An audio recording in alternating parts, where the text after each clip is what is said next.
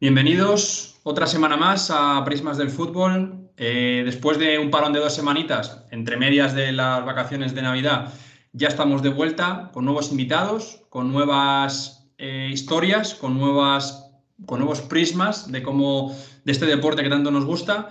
Hoy tengo muchísimas ganas del episodio de hoy porque, bueno, la persona, ya sabéis que a mí, como lo digo siempre, lo que más me apasiona es el área de la dirección deportiva y del scouting. Lo digo muchas veces cada vez que viene un invitado de estos. Pero es que además el de hoy, pues lo conozco personalmente, soy bastante seguidor y admirador de su trabajo y respeto mucho lo que ha conseguido hasta ahora. Ahora hablaremos de ello.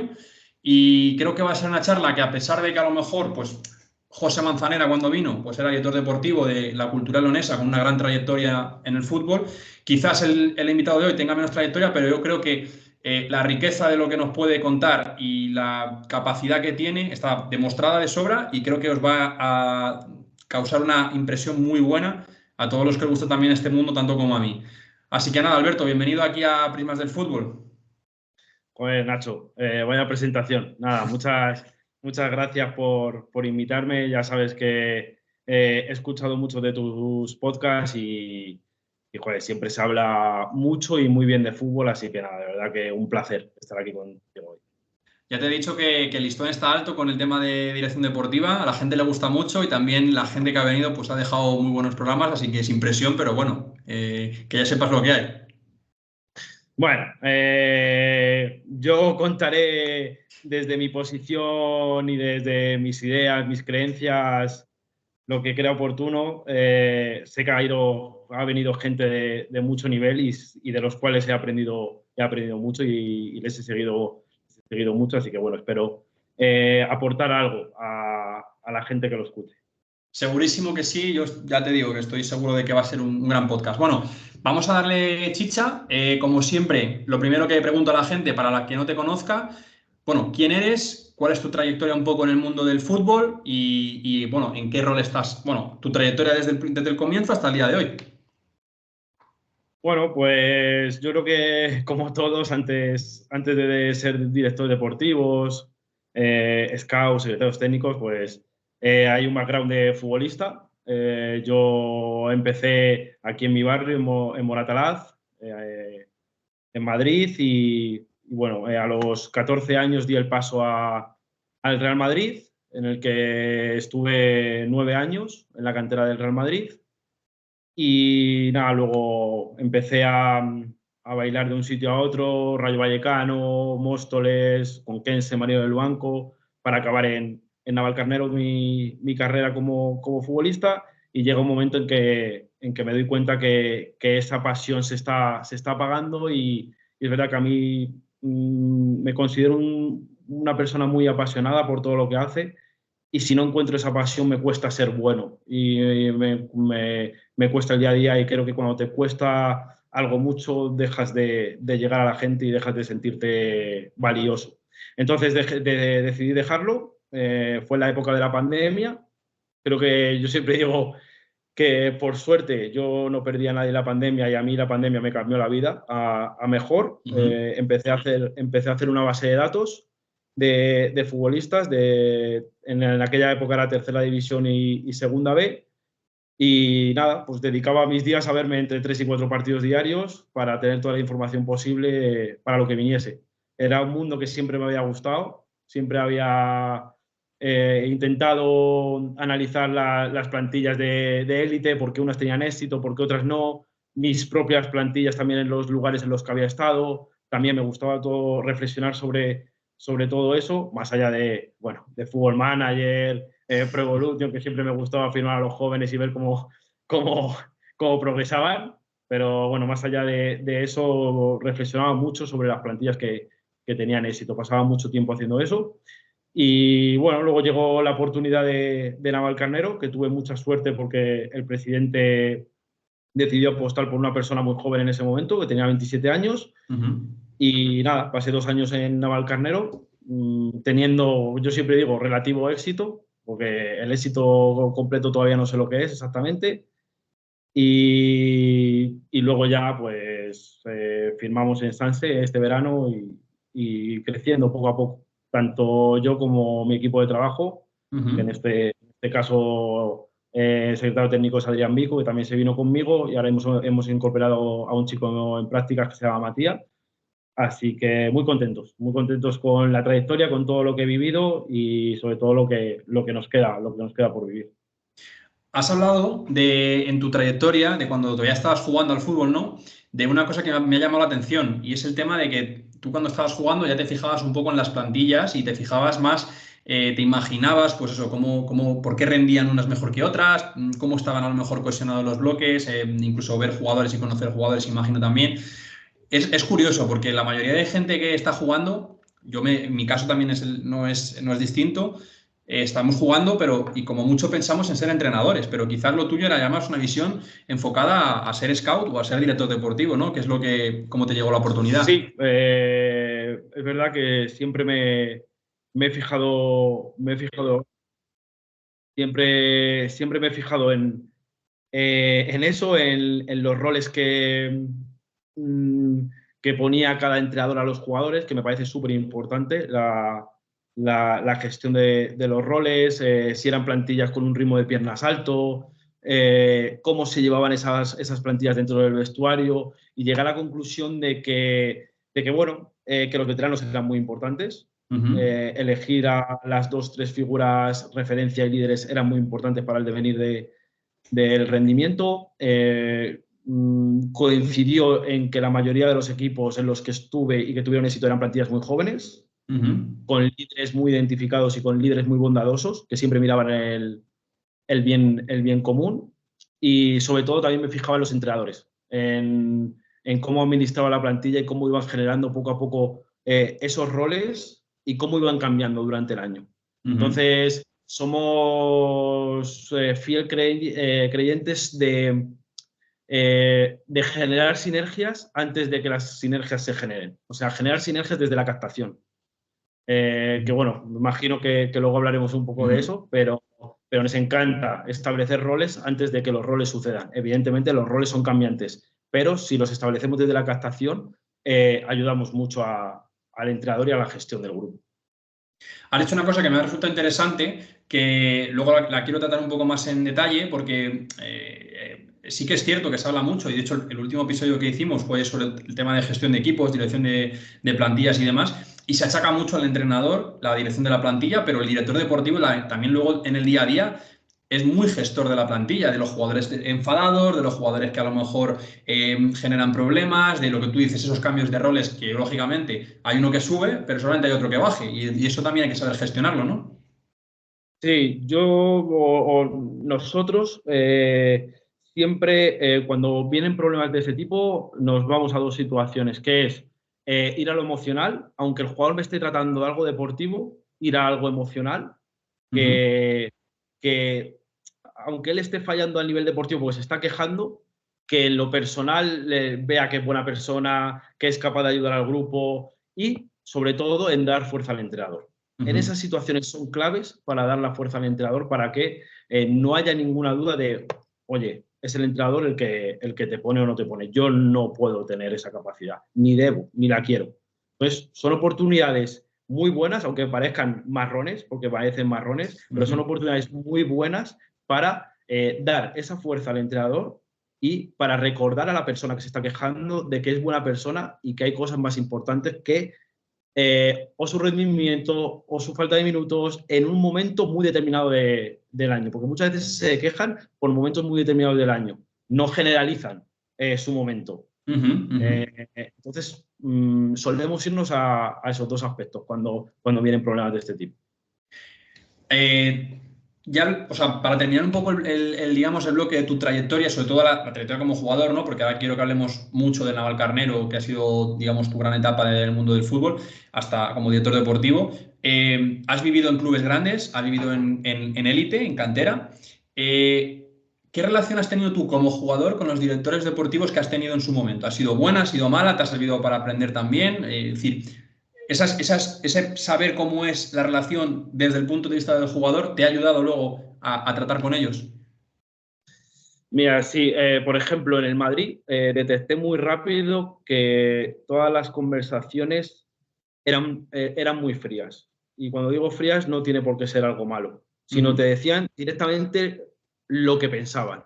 Entonces, todo facilitaba. O sea, no había momentos para conversar largo y tendido.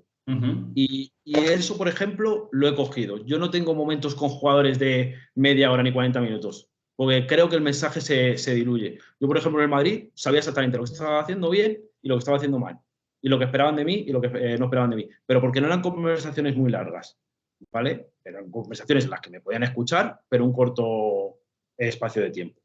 Luego me he ido a otros lugares en los que bueno, la dirección deportiva era bastante importante porque había mucha humildad en esos clubes y había pocos recursos, y he tenido directores deportivos muy buenos. Yo de Paco Gallardo, por ejemplo, que lo tuve en el Móstoles, anteriormente en el Guadalajara y ahora está trabajando para el Leganés, descubrí que los perfiles eran muy importantes, que los especialistas en cada posición eran muy importantes. He ido sacando muchas cosas de muchos directores deportivos.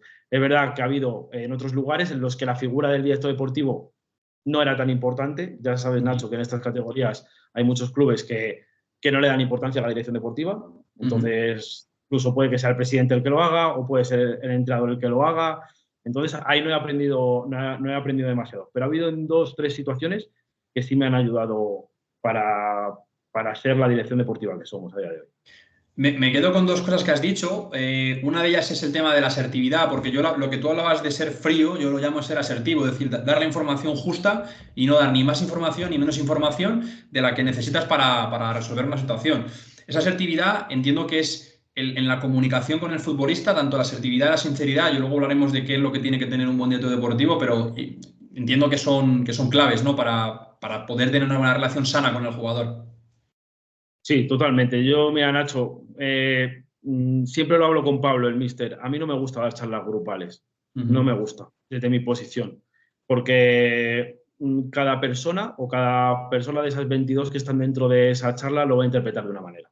Entonces prefiero tener pocas conversaciones y que sean individuales. En 3 años que llevo en este puesto, habremos dado 2 o 3 charlas grupales, porque no creo en ellas. Creo más en eso, en el tú a tú, tú vienes con un problema, yo te respondo dentro de lo que creo que podemos solucionarlo, ¿vale? Pero no en avanzar en esa conversación, en que haya críticas, porque siempre que se avanza en la conversación, o yo lo entiendo así, siempre que se avanza en la conversación empieza a haber o una crítica hacia un lugar, o hacia otro, hacia un compañero, o hacia el entrenador, y ahí no quiero entrar. Ya. No quiero entrar porque le doy una importancia extrema a que el entrenador, que es el capitán del barco en el día a día, tenga la mayor fuerza posible.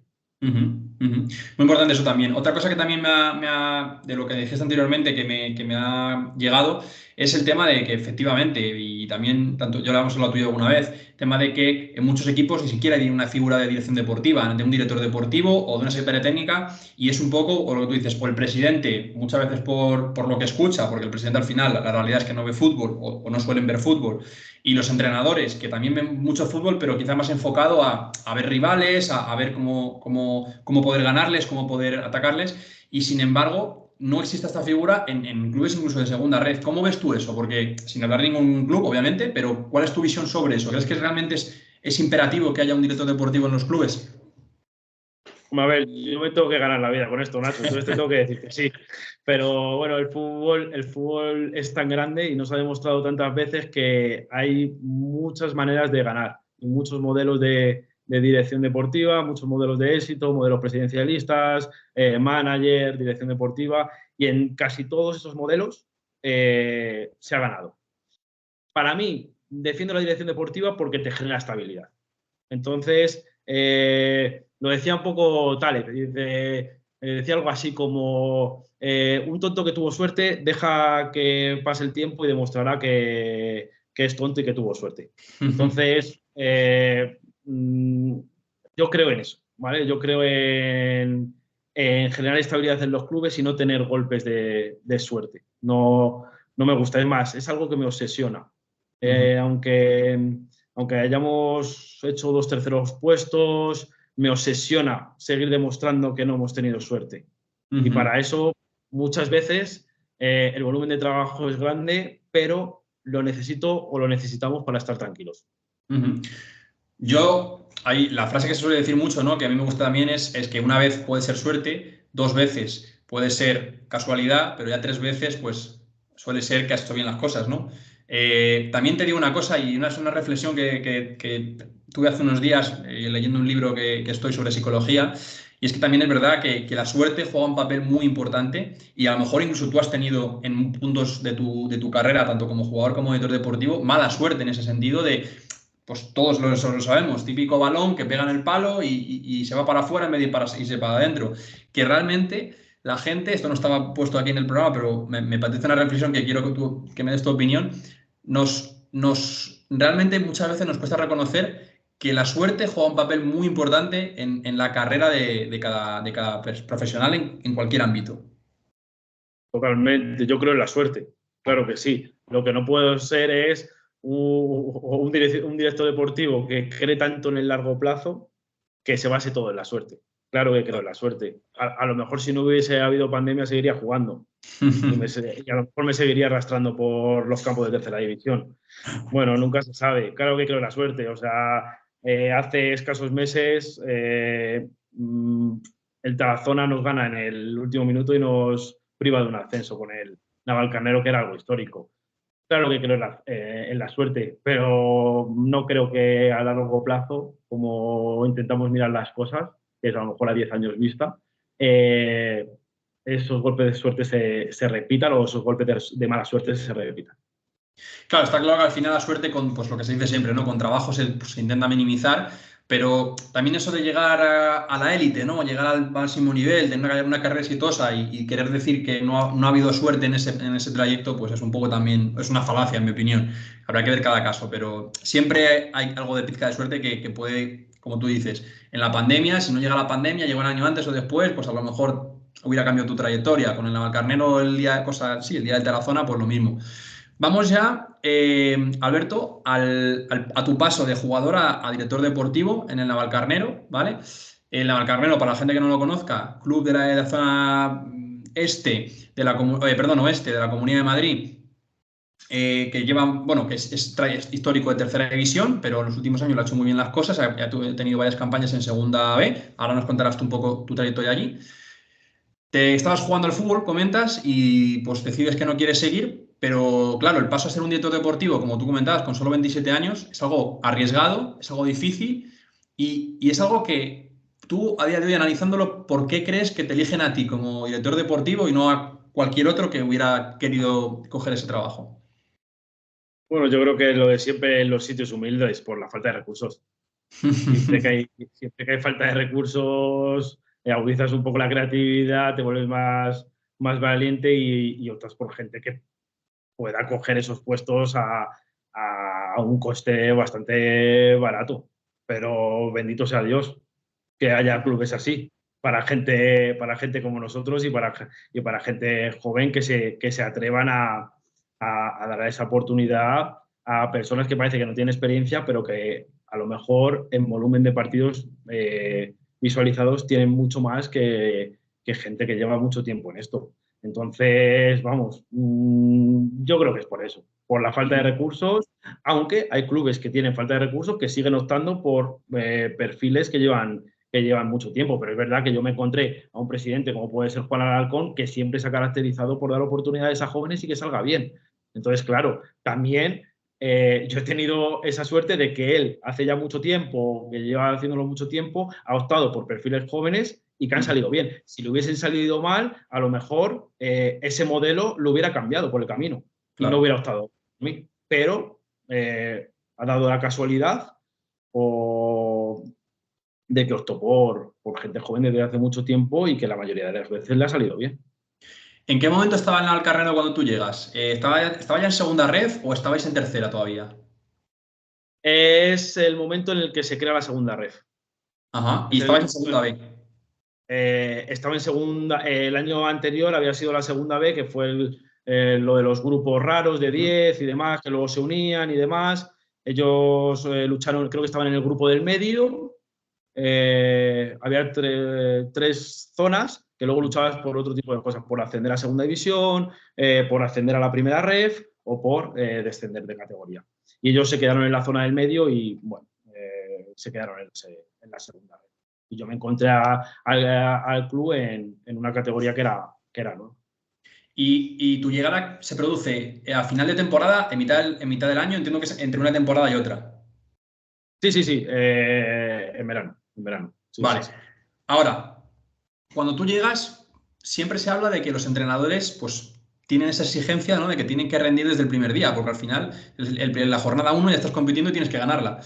La dirección deportiva, en mi opinión, sí que es un poco más, o debería ser un poco más, ya sabemos cómo es el fútbol, ¿no? Pero medio placista, porque te tiene que dar tiempo a generar tu perfiles, tu idea de juego con el club, a generar sinergias, como comentabas, con el cuerpo técnico, jugadores y demás, a ver qué tipo de perfiles pueden encajar en eso y luego a ojearlos y que pase una temporada.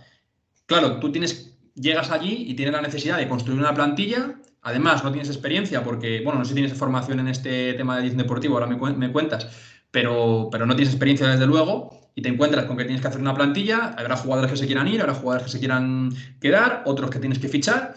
¿Y cómo gestionas ese primer mercado con los recursos que tenías? Yo creo que optamos por coherencia y normalidad. Y que todas esas reflexiones que habíamos tenido durante tanto tiempo, llevarlas a cabo. Ya está, desde la normalidad. También creo que fuimos bastante valientes porque cambiamos un poco filosofía de juego dentro del club. En Navalcarnero había casi siempre tenido éxito desde un estilo de juego directo, ¿vale? De pocos pases antes de llegar a portería. Y optamos por un modelo totalmente diferente. También con un modelo de captación totalmente diferente porque fuimos a jugadores mucho más jóvenes de los que había con la anterioridad. Entonces, eso sumado entre la valentía que tuvimos, la capacidad de Pablo y su cuerpo técnico, que creo que ya es indudable e innegable la capacidad que tienen todos y lo buenos que son, y el acierto en muchos de los jugadores de ese año, pues hizo que tuviésemos ese relativo éxito de quedar terceros y jugar un playoff que era histórico. Esos jugadores que comentas que trajiste en la primera temporada, en el primer mercado, ¿cómo los conocías? ¿Eran contactos tuyos o bueno, gente que tú hayas ido viendo cuando eras jugador, gente que trajo a lo mejor Pablo? También quiero que me hables porque no sé si Pablo estaba antes que tú o si llegaste a la vez o tú llegaste y dijiste quiero a Pablo. ¿Cómo fue también tanto esas incorporaciones de cuerpo técnico como de jugadores? Pablo llegó antes que yo y luego llegué yo. Pues era una suma de muchas situaciones, porque es verdad que el primer año el modelo de captación no estaba tan establecido como lo tenemos ahora, ni no lo teníamos tan desarrollado como lo podemos tener ahora. Entonces fue una mezcla entre jugadores que yo jugaba en contra en tercera, que me fijaba en ellos, la base de datos que me había dado tiempo en pandemia, conocimiento de jugadores de Pablo, de su etapa en Izarra, que es verdad que de eso tampoco rascamos mucho, salvo Miki. Un poco, bueno, atropellado. A mí me hubiera gustado hacerlo de otra manera, pero los inicios ya sabes que no son fáciles y que, bueno, tuvimos que arriesgarnos en jugadores que a lo mejor ahora no lo haríamos, sobre todo por número de visualizaciones. No que fuesen malos o buenos, no, pero a lo mejor firmamos a jugadores por vistos partido y medio o 2 partidos que había jugado en contra. O sea, fuimos a ese tipo de situaciones al principio. Evidentemente ahora ya no lo hacemos, pero el primer año tuvimos que tirar mucho de intuición, creatividad y el talento que tuviésemos para elegir a los jugadores. Luego, quiero que hablemos ahora de las dificultades un poco que tuvisteis en el Navalcarnero y que habéis tenido a lo largo de esa etapa, pero me gustaría que me hicieses un resumen de las temporadas que habéis estado allí, no sé si han sido 2 o 3, temporada a temporada, pues cómo han sido los resultados, pues un poco también tus balances de la temporada, porque claro, entiendo que de una temporada a otra, sobre todo cuando estás empezando, consigues un aprendizaje sobre la propia faena, ¿no? Brutal, entiendo. Sí. Mira, la primera temporada hacemos terceros, nos elimina el Ceuta en el playoff que se hacía en Alicante, porque se hizo en sede neutral. Nos encontramos un Ceuta que era muy superior a lo que éramos nosotros en ese momento. Eso es una realidad. y creo que hicimos 57 puntos el primer año, quedando terceros. Por delante quedó Adarve segundo y el primero el Pontevedra. Y luego el segundo año volvimos a hacer terceros con 62 puntos, mejoramos 5 puntos con respecto al año anterior. Evidentemente en ligas y rivales diferentes, que no tiene nada que ver, pero me has pedido ese resumen y te lo doy de la manera más completa que puedo. Y luego, bueno, pasamos una primera eliminatoria contra el Manresa en el playoff y en la final el Tarazona en el minuto 92 nos priva de irnos a una prórroga que nunca sabremos qué hubiese pasado. Yo el año pasado, ya lo he comentado aquí alguna vez, yo creo, y ya te lo he dicho a ti también, os seguí mucho porque yo llevaba a la zona de Madrid de segunda y tercera red con UCAM Murcia y yo siempre lo dije pues al secretario técnico, a Antonio y a Miguel, el editor deportivo, que uno de los equipos que más me gustaba, tanto los jugadores que tenía, porque eran quizá de un perfil, con todos los respetos, pero de un perfil más bajo, porque venían de un sitio más modesto, una trayectoria, eran menos desconocidos. Tanto los jugadores como el equipo jugaban muy bien, tenían muy clara la idea y también era uno de los equipos más fuertes de la categoría. Yo que pude ver fútbol de otros grupos, me pareció uno de los equipos más fuertes de la categoría. Luego lo que hablamos, la suerte o el acierto, llámalo como quieras, pero no se consiguió ese ascenso a primera red, que yo creo que hubiese cambiado la historia del club. Pero o sea, no sé si tú también compartes esta reflexión, pero una de las cosas, además de los resultados, que ratifica tu buen trabajo como director deportivo o como scout, es ver que jugadores que tú trajiste o jugadores que tú ojeaste en su momento han seguido creciendo después del Navalcarnero en este caso. Me lo podrás contar más tú, pero ha habido un montón de jugadores que han dado un salto cualitativo, ya sea de categoría o de equipo, del Navalcarnero ese que el año pasado hizo tan buena temporada. Sí, yo creo que ahí se juntan dos cosas, o tres, perdón. La edad de los jugadores que hemos firmado, que siempre es más atractivo para equipos de superior categoría firmar a jugadores jóvenes, incluso más fácil por el tema económico. Ser ganadores. Ser ganadores nos volvió visibles a todos, es una realidad, y que todo el ecosistema estaba conectado, tanto presidente, dirección deportiva y entrenador. Entonces, todos creíamos en lo mismo, en un modelo de jugadores jóvenes con un perfil combinativo grande, un estilo de juego muy combinativo, que yo creo que era muy vistoso para todo el que venía a vernos. Creo que parece una tontería, pero creo que en ese modelo los jugadores se ven más, porque tocan más veces el balón, intervienen más, reciben en situaciones más limpias, todo favorece para que al jugador se le vea desde arriba, que es al final donde tienen que ver. Yo siempre digo, esto no es como os veis, es como os ve el de arriba cuando viene a veros. ¿Tú crees que estás haciendo lo suficiente para que el que viene a verte 2 veces al año se fije en ti? Pues entonces, eso es a lo que hay que aspirar. Y te pueden ver de muchas maneras diferentes, pero desde la timidez nunca te van a ver. Entonces, yo creo que hemos sido un equipo bastante valiente y poco tímido en eso, y eso ha ayudado a que jugadores jóvenes progresen y que a muchos de ellos les haya cambiado la vida. Y yo feliz porque es verdad que también coincide con que todos los que han elevado su categoría, su estatus económico, su rol, eran muy buenas personas. Entonces, para nosotros, como club, como dirección deportiva, como cuerpo técnico, es la bomba tener esas situaciones y ver cómo progresan los chicos. Ya por terminar un poco con la etapa del Navalcarnero, me gustaría que hablásemos de la vinculación obvia, ¿no?, que hay entre tú y Pablo Álvarez. Al final, bueno, Pablo todo el mundo ya lo conoce, estuvo aquí en el episodio número 2. No es habitual ver a un director deportivo y un entrenador que prácticamente pues, en los últimos tiempos van de la mano. Me gustaría que nos contases esa vinculación, esa relación con Pablo. Ya nos has contado que Pablo estaba y tú llegas, que también es una circunstancia que no es tan habitual porque normalmente es el director deportivo el que trae al entrenador. Tanto si hay un entrenador ya como si no lo hay, el director deportivo trae a gente de su confianza. Bueno, ¿qué te encuentras cuando tú llegas al... Bueno, entiendo que ya era tu entrenador Pablo, ya lo conocías, ¿no?, de ese otro lado.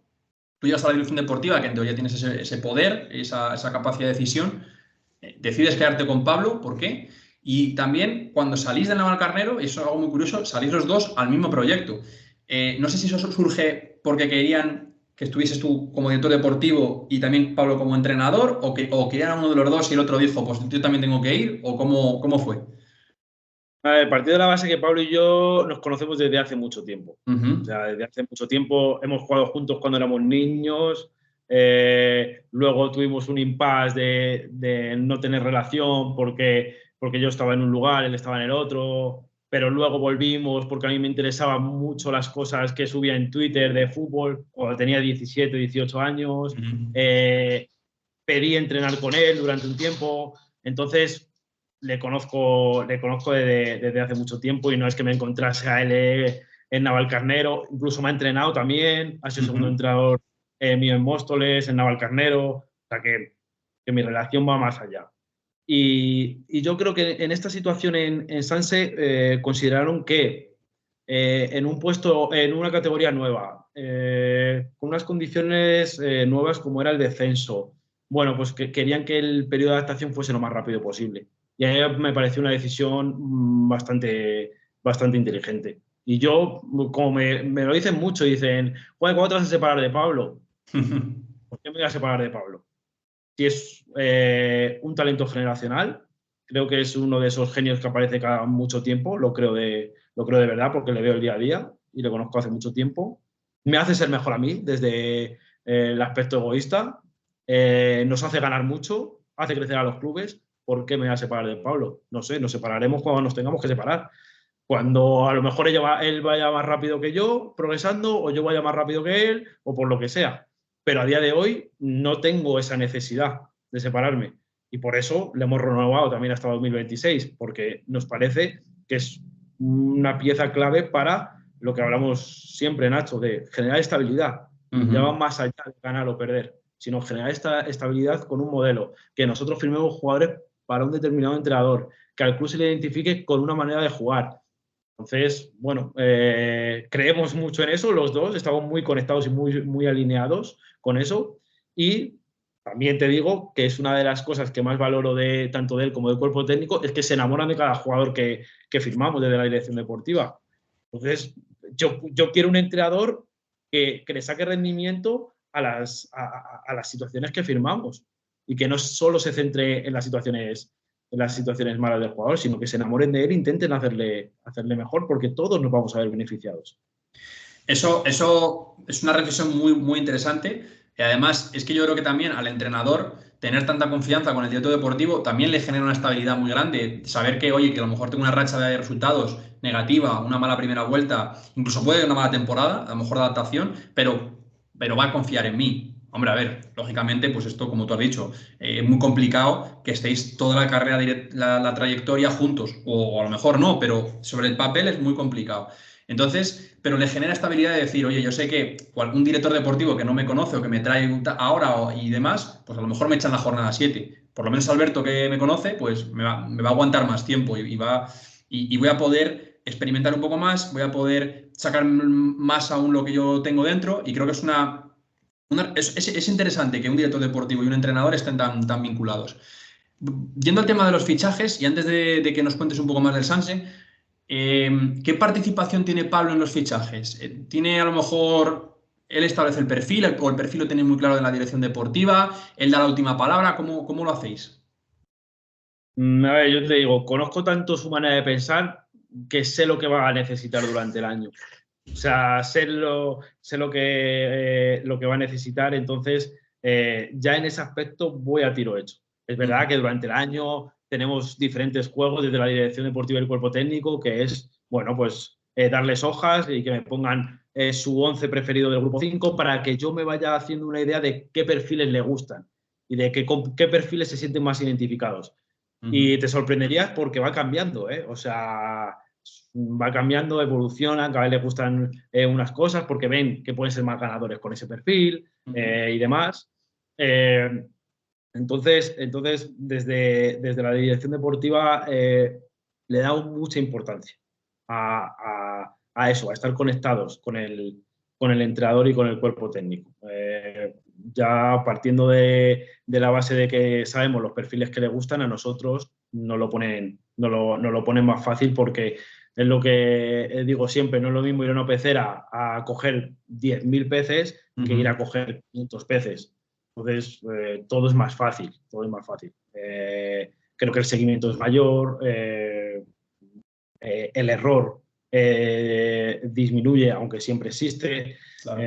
Tenemos la seguridad de que como se va a enamorar de esos jugadores, los va a mejorar, que es algo que le damos mucha importancia, pero con el tema de perfiles no suele haber problema. Además, vamos cambiando. Como tenemos la suerte de que llevamos 3 años juntos, muchas veces no ha funcionado. A lo mejor, te pongo un ejemplo, la posición de delantero no ha funcionado, pues nos vamos a otro perfil diferente que haya echado en falta a lo mejor el cuerpo técnico del año anterior. Y bueno, y acertamos. Pero es verdad que luego al año siguiente a lo mejor el pivote no acertamos. Entonces vamos mejorando y cambiando dentro de unas bases que tenemos de creencias, vamos cambiando un poquito las ideas en relación a los perfiles que firmamos.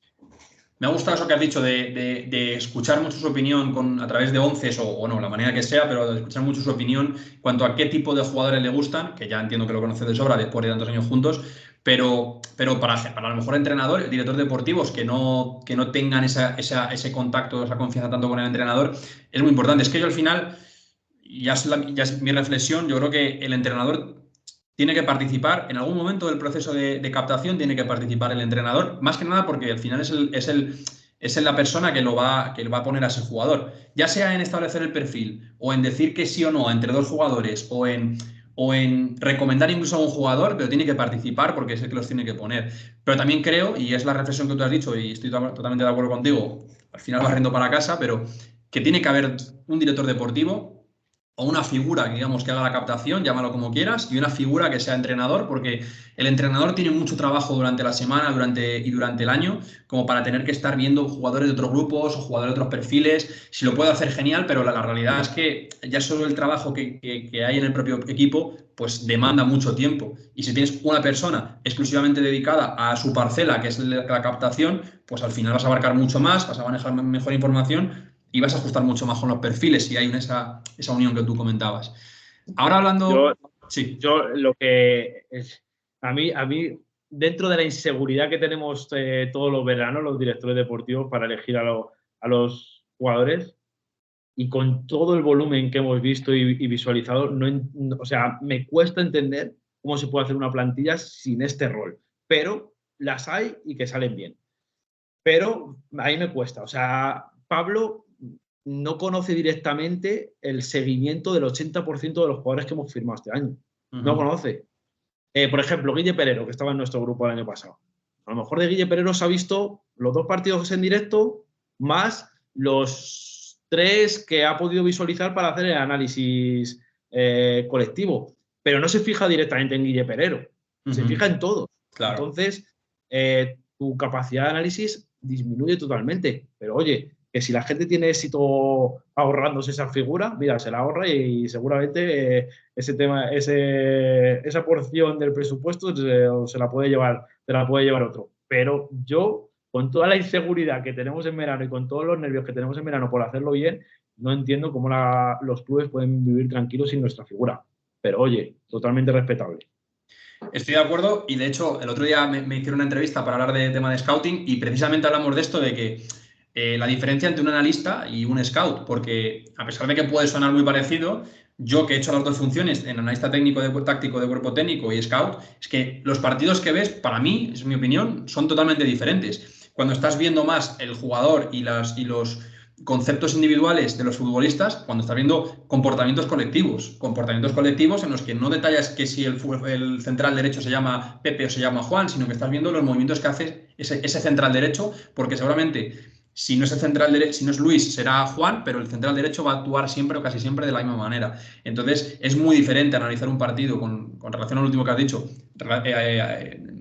analizar un partido como desde el punto de vista táctico colectivo del técnico individual o táctico individual incluso. Ya una vez terminado el bloque del Navalcarnero, quiero que hablemos ahora del Sanse. Es un proyecto que estás empezando, que llevas muy poco tiempo allí, pero así a primera vista, ¿qué diferencias de club has podido ver en estos primeros meses? tanto a nivel, obviamente, de presupuesto como de objetivo, no sé, estilo, los medios, incluso que es un club más grande, ¿no?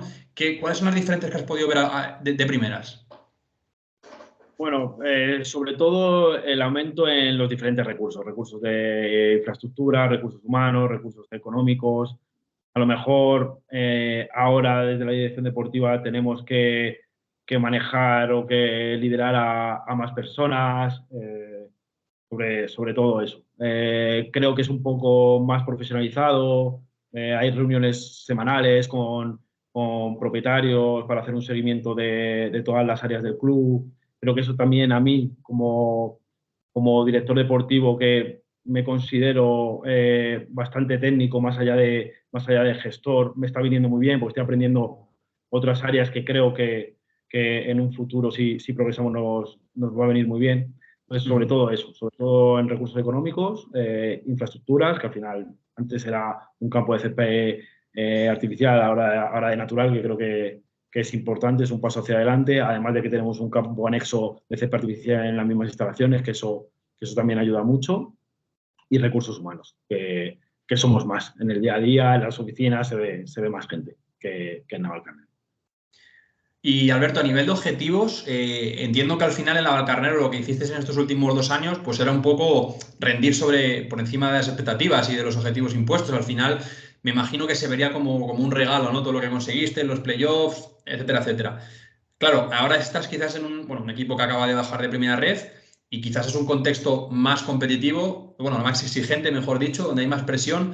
¿Notas que también desde el club se tiene ganas de volver a ascender, se exige ese estar arriba y ese pelear y quizás sea un escenario opuesto al de Navalcarnero? Bueno, sin que suene osado y arrogante mi respuesta, al final creo que estos años, tanto en Navalcarnero como en Sanse, nos hemos rodeado de gente que no pensaba en qué recursos tenía.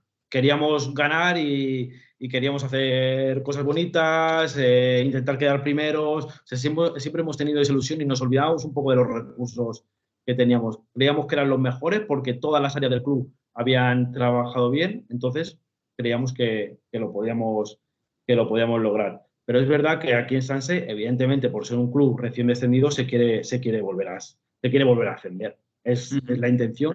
Pero nos hemos encontrado unos propietarios que, más allá de tener éxito en resultados, han confiado mucho en nosotros para generar una identidad, que se nos reconozca por algo, por lo que sea, pero que se nos reconozca. Evidentemente, intentaron ir a un modelo de fútbol combinativo, de un perfil joven y demás. Pero, sobre todo, le dan importancia a generar esa identidad de cara al exterior. Y es verdad que eso ayuda a estar más tranquilos, la verdad. Evidentemente, nosotros ya de por sí no hace falta que nos metan ninguna presión, porque la presión la tenemos nosotros mismos porque queremos progresar, porque somos jóvenes, porque nos queremos dedicar a esto toda la vida, porque tenemos que vivir. Entonces, si es que no hace falta que nos meta nadie presión. O sea, la presión nos la metemos nosotros, incluso somos nosotros los que la tenemos que gestionar. Pero desde el club, lo que te digo, le han dado más importancia a generar una identidad deportiva. Ahora hablaremos de eso porque es uno de los puntos que quiero tocar ya en este último bloque, que es un poco pues, tu metodología y tu forma de trabajar. Antes de eso, en este cambio digamos, de pieza del ajedrez, que a lo mejor antes eras un peón y igual eres un alfil, ¿no? Vamos a decir esa metáfora. ¿Has notado más dificultades para fichar a la hora de, no sé, de los jugadores, de negociar? Porque yo escucho, por ejemplo, no sé, no recuerdo quién era, si era Víctor Horta, bueno, un director deportivo de la élite, comentar que muchas veces era más difícil negociar cuando había dinero. Vamos a entender aquí que, lógicamente, el contexto es algo opuesto al de Víctor Horta, pero quizá dentro de la categoría, dentro del grupo de segunda red, pues el Sanse, al ser un equipo descendido, pues tenga uno de los mayores presupuestos, no lo sé. ¿Eso implica más facilidad para atraer jugadores o más dificultades porque exigen más? ¿Cómo ha sido tu experiencia en eso? Mira, yo te voy a poner ejemplos sin dar nombres. Nosotros hemos firmado a jugadores en Sanse que los hubiéramos firmado igual en Navalcarnero. Y nos han costado más de lo que nos hubieran costado en Navalcarnero. Eso seguro. Porque ya el jugador sabe que tienes más. Claro. Entonces, como sabe que tienes más, parece que la negociación tiene que partir de un punto más alto a nivel económico. Como en Navalcarnero se daban por sentadas muchas cosas a nivel recursos económicos, a nivel que era un club humilde, la negociación siempre partía de un punto más bajo. Entonces, todo lo que le dieses de más, pues era un regalo para el jugador. Pues, a lo mejor en Navalcarnero 100 euros al mes más era increíble haber negociado eso al Navalcarnero, y ahora 100 euros más me dicen que sí, me estoy riendo de él. Bueno, pues cambian algunas cosas. Es verdad que la diferencia no es enorme entre un club y otro. Hay diferencia, evidentemente, en recursos económicos, pero sí, en el aspecto económico es más difícil, pero bueno, aprendemos sobre la marcha e intentamos ser lo más creativos posible para abaratar lo máximo posible la plantilla. Es muy interesante esto que comentas porque habla de los sesgos que tenemos, ¿no? De la predisposición que tenemos antes de, pues en este caso, sentarnos a negociar, de decir, pues este equipo, o sea, un jugador que te hubiera aceptado mucho menos en otro club, pues aquí te exige más pues porque sabe lo que hay, ¿no? Y tiene esa idea en la cabeza. Sí, Quizás, parece que si le ofreces poco, parece que no le quieres y ya. que le está faltando el respeto y que va a ser la última pieza del puzzle. Pero no es así, para nada, porque en estos años hemos demostrado que ha habido jugadores que cobraban muy, muy, muy, muy poco, que han ascendido una categoría como jugador y que han jugado prácticamente todo. O sea, que no tiene nada que ver. No somos ni una dirección deportiva ni un cuerpo técnico que se fije en ese tipo de cosas. También quizás has comentado que muchos de los jugadores que vais a firmar o que habéis firmado en el Sanse los teníais, digamos, en la lista para haberlos firmado con el Navalcarnero, pero también supongo que eso, que también accedéis a un tipo de jugadores de un nivel más alto, ¿no? De que a lo mejor Navalcarnero sí que directamente, pues por capacidad económica, no llegas a ese tipo de jugadores. También ha pasado al revés, es decir, jugadores que no teníais pensado porque decíais, bueno, este lo tengo como muy fuera de mi órbita, pero ahora que estoy en el Sanse es otro contexto, quizás sí le puedo atraer. Sí, sí, por supuesto. El aspecto económico, creas o no, te pueda volver menos emocional o no, es determinante. Es determinante y es una realidad. Entonces, bueno, sí, ha habido a lo mejor, no sé, 60 o 70% de los jugadores que hemos firmado este año en Sanse, creo que hubiera sido muy, muy difícil haberlos firmado en Navalcarnero. Sí. ¿Y cómo gestionáis esa? Porque también me parece uno de los momentos más críticos. En este caso fue un cambio de club, con lo cual mucho del trabajo que lleváis hecho a lo mejor puede no valer, porque lo que hemos hablado, accedes a otro tipo de jugadores, otro mercado. También otro mercado posible hubiera sido en el Navalcarnero el subir a primera red. ¿Cómo gestiona desde la dirección deportiva el hacer dos escenarios distintos para un equipo en el que puedes acabar en primera red, puedes acabar en segunda red o en segunda red en otro club? ¿Cómo se gestiona eso? Sí, mira, yo te cuento nuestro caso personal. En Semana Santa del año pasado nos fuimos a la dirección deportiva a Asturias a hacer los listados y había listado en primera federación y en segunda federación que evidentemente dejamos en el club como muestra de nuestro trabajo. Entonces, en ese listado hay jugadores muy buenos, ¿vale? Da igual para la categoría que sea. Entonces, mucho de ese listado lo utilizamos para el Sanse. A lo mejor los que en ese listado para Navalcarnero estaban en primera federación, los hemos podido hacer en segunda federación en el Sanse. Pero que hubiéramos ido con lo mismo. Que hubiéramos ido con lo mismo porque eran buenos jugadores. Solo era que fuesen adaptativos a un cuerpo técnico, a un club, a una idea o a un modelo. Pero buenos eran.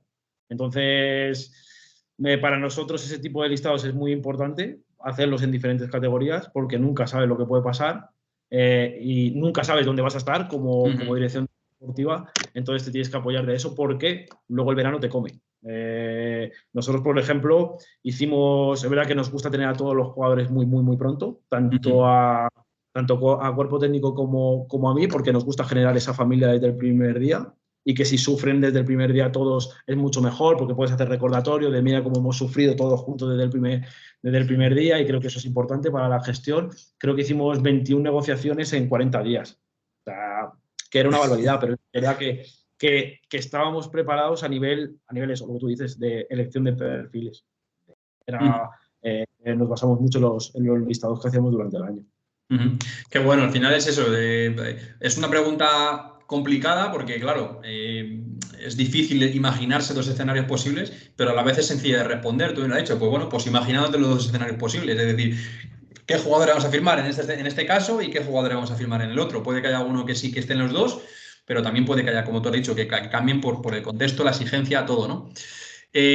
Ya yendo un poco a tu trabajo, que creo que es el bloque, bueno, tampoco lo quiero hacer demasiado largo porque llevamos ya un buen rato, pero es el bloque más importante para mí, es el tema de cómo, bueno, pues eso, tu día a día, cómo trabajas y demás. Primero de todo, me gustaría que nos contases, porque para mí hay muchas maneras de ser como director deportivo. ¿Qué tipo de director deportivo eres tú en cuanto a en qué te gusta poner el foco, cómo eres con el trato con los jugadores, qué valoras de los entrenadores, qué valoras de los jugadores? Digamos que qué tipo de personalidad como director deportivo tienes? A ver, nosotros nos consideramos una dirección deportiva muy técnica, ¿vale? O sea, muy técnica me refiero a que prestamos mucha atención al juego y a los perfiles. No somos tan gestores, no somos tan buenos, a lo mejor no somos tan buenos entendiendo un contrato, por ejemplo, Ujú. pero por suerte tenemos un abogado que es increíble y que nos lo arregla. No somos tan buenos a lo mejor metiendo fichas en intranet, no lo somos, pero sí nos queremos diferenciar en el aspecto técnico y táctico. Entonces, invertimos muchísimo tiempo en eso para tener las opciones suficientes en verano para que no suframos, eso es lo primero, tanto en la negociación como a nivel personal, y luego salga todo bien. Eso es lo primero. Luego, con el trato con el jugador, soy muy cercano, intento ser muy empático. Creo que la mayoría de la formación interior que llevo a cabo es para intentar ser lo más empático posible con el resto de personas, porque creo que mi puesto es muy importante. Ujú. Porque esto lo decía Víctor Horta, que al final he aprendido mucho de él, me considero amigo ya, que todo el mundo viene con problemas en este puesto. Y es una realidad. O todo el mundo viene con problemas o todo el mundo viene con preguntas. Ujú. Entonces, hay que intentar, desde la paz y desde la empatía, intentar solucionarlas. Porque si no te vuelves loco. Porque siempre vas a estar pensando, joder, qué egoísta este no se pone en mi lugar. No, no, ya está. Tú estás formado interiormente, pues intenta ponerte en su lugar. Ya está, que nadie se ponga en tu lugar, no pienses en eso, porque si no te vuelves loco. Es un puesto que si estás todo el rato pensando en tu ego, te vuelve loco, porque nadie se centra en tu ego, ni en lo que tú piensas, ni nadie te da una palmadita, hay muy pocas palmaditas. La mayoría de veces son problemas que tienes que intentar solucionar. Entonces, bueno, dentro de eso, como te he dicho antes, mis conversaciones duran poco, porque no creo que en conversaciones largas que no llevan a nada. Tenemos un problema, lo hablamos, lo solucionamos y nos vamos. Me ha gustado que has dado con la clave para mí, que lo he hecho ya en algún episodio anteriormente, que es la empatía, al final, y más como tú dices, en el puesto de director deportivo, empatía, porque van a venir con problemas. Para las negociaciones también es fundamental la empatía. El otro día, no sé, escuchaba también yo un podcast en el que hablaban precisamente de eso, de lo importante que es a la hora de negociar la empatía con la capacidad de ponerse en el lugar de otro y también como ser humano para que tu mensaje cale tanto a tu equipo de trabajo como al cuerpo técnico como a los propios jugadores. Oye, saber que yo me estoy imaginando, me puedo poner en tu situación, además tu contexto como jugador, pues es muy cercano al que ellos están viviendo ahora mismo, los jugadores. Entonces, me parece un aspecto clave. Luego, tu día a día como director deportivo, ¿cómo es? Porque mucha gente sabe, pues, más o menos las funciones de un director deportivo, pues conoce lo que tiene que hacer un director deportivo, pero realmente a lo mejor no saben cómo es el día a día de una persona en ese puesto. ¿Cómo lo vives tú? Es un día a día que varía mucho, ¿vale? Que es muy diferente, pero intentamos, tanto Adri, Matías y yo, que nuestro denominador común sea ver fútbol, ¿vale? O sea, todo lo que sea que nos quiten de ver fútbol son problemas para nosotros, ¿vale? Por dos razones, porque lo necesitamos para hacer bien nuestro trabajo y porque nos apasiona y nos gusta, es lo que más nos gusta de este puesto. Pero es verdad que pues eso, también tienes que dar explicaciones a propietarios, también evidentemente les tienes que escuchar, tienes que tener reuniones interdepartamentales con todas las diferentes áreas del club para estar informado de todo, tienes que tener reuniones con agentes, tienes que salir a la calle para saber cómo está el mercado. Yo es lo que denomino un poco ser espía dentro de esta profesión. para que luego el mercado no te atropelle. O sea, creo que es importante conocer más o menos cuánto paga cada club, en cuánto está cada jugador, para que luego en el mercado no seas el toli de turno que te atropelle y que todo te cueste más. Pero vamos, lo que te digo, nuestro denominador común intentamos que sea ver fútbol. O sea, ver fútbol en ordenador. Puedes venir al despacho y has visto que hay 3 personas viendo fútbol, y creo que eso da riqueza a los mercados de verano, a los mercados de invierno, a generar identidad de club. Dentro de los nervios de los mercados solemos estar tranquilos porque creemos que hemos visto lo suficiente para poder tener opciones. Qué bueno, sí, sí, qué bueno. Además, yo coincido contigo, al final sí que, bueno, yo no he ejercido nunca como editor deportivo, ¿no? Pero sí que yo creo que al final un director deportivo lo que tiene que hacer es intentar aprovechar el tiempo lo máximo posible en manejar la máxima información. Y has dado una clave porque no es solo información de ver al jugador, es información de escuchar a su representante, ver lo que va pidiendo. A lo mejor no, lo comentaba José Manzanera, yo le preguntaba, ¿cuándo se comienza a negociar un fichaje? Me decía, pues muchas veces se comienza a negociar en enero, pero para la temporada siguiente, es decir, en enero para para septiembre, para el próximo septiembre. Porque ya vas hablando con el representante, estamos interesados, pues cuál es tu horquilla que puede estar pidiendo el jugador, cuáles son tus, no sé, qué posibles equipos te han llamado, qué opciones tienes, ¿no? Pues manejar información, que al final lo que tiene que hacer un director deportivo es ser espía. Me ha gustado mucho eso que has comentado. Ahora quiero volver a lo que hablamos hace unos minutos, el tema de la importancia de una idea. Eh, Tú has hablado de que la dirección o digamos, la propiedad del Sanse tenía muy claro que lo que quería con vosotros era implantar una idea de juego, una idea deportiva. ¿Cómo de importante es, ya no te hablo de solo con el Sanse, sino tus futuros proyectos, cómo de importante es en tu ruta de trabajo el establecer una idea, ya sea la que tienes ahora con Pablo o otra distinta?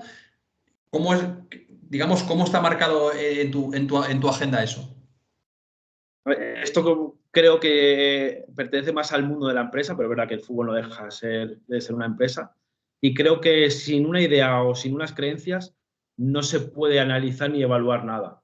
Entonces, una vez que tienes creencias, las vas desarrollando, las vas ejecutando, pero puedes volver a ella para analizarla y para evaluarla, para saber, oye, esto está bien, ¿por qué creo en esto? En este momento determinado a lo mejor debería haber creído menos o debería haber creído más, pero siempre tiene que partir de una base, y esa base es la idea. Por otro lado, en el modelo de captación es clave, por lo que te he dicho antes de la pecera, por intentar ir a los perfiles que de verdad nos gustan, nos interesan. Su periodo de adaptación va a ser menor porque se identifican mucho con el modelo de juego que tenemos.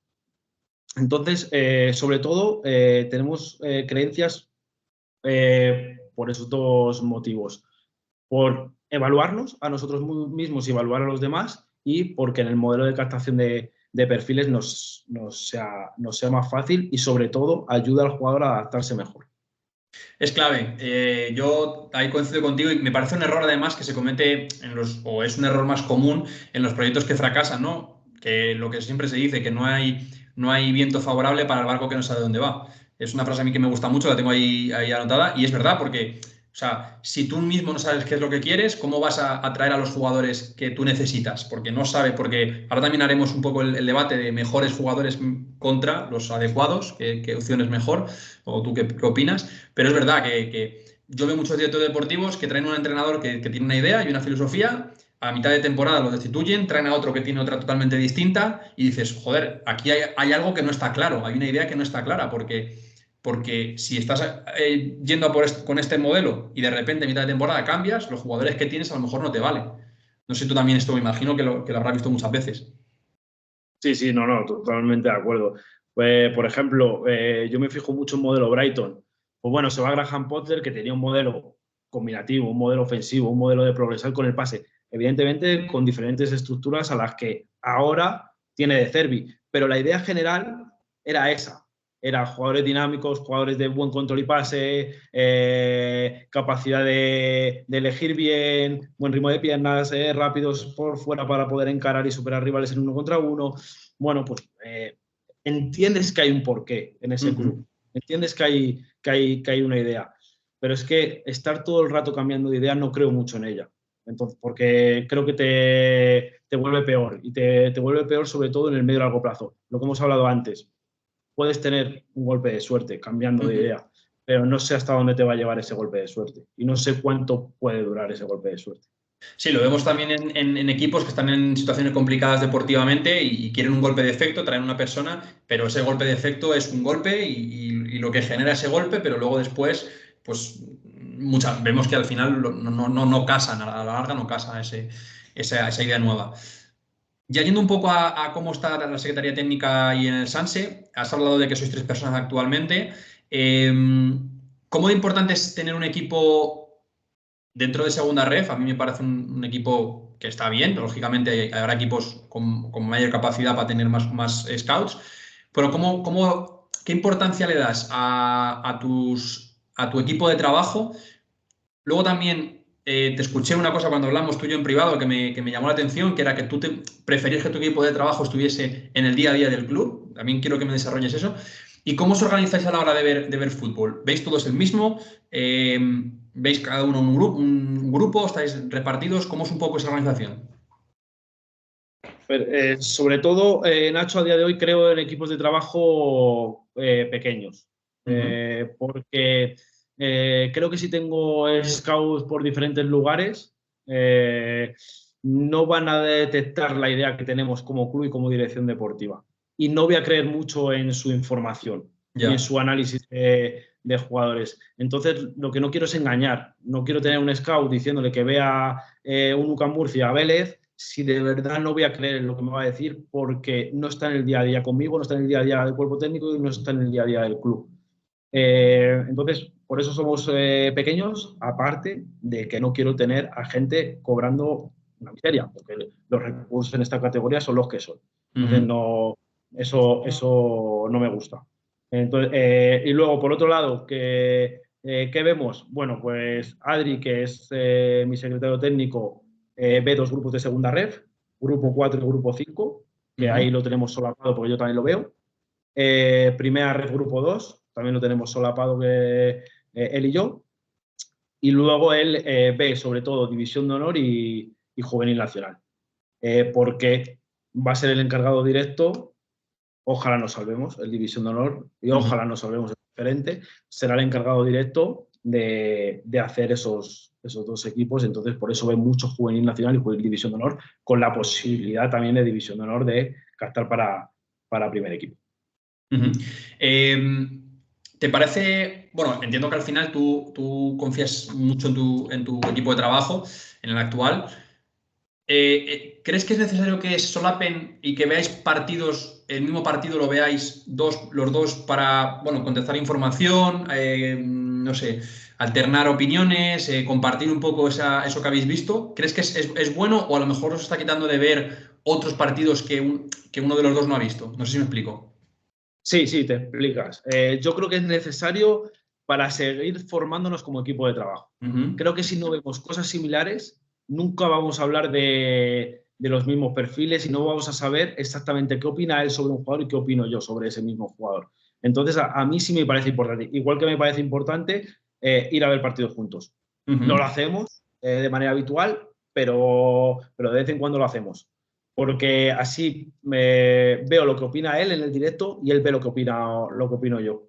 Entonces, creo que ahí, en esos momentos, se va desarrollando y se va formando un equipo de trabajo con unas ideas bastante parecidas dentro de que podamos pensar diferente sobre el juego.